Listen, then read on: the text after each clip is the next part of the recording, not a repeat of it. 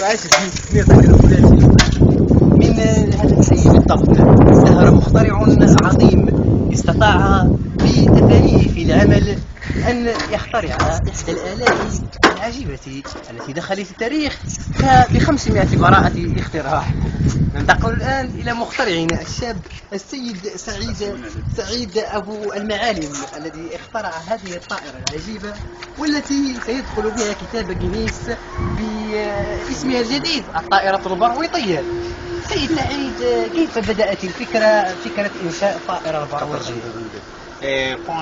يقول بأنه استطاع أن يخترع الجزء السفلي بداية ثم انتقل إلى الجزء العلوي والذي أرسل فيه عدة ميكانيزمات ضوئية وأخرى مستحيلة حاليا. وهنا وسائل الإنقاذ المتطورة جدا التي يستخدمها المخترع وللقذف في الهواء، ويقول بأنه يستطيع الوضوء في الفضاء حتى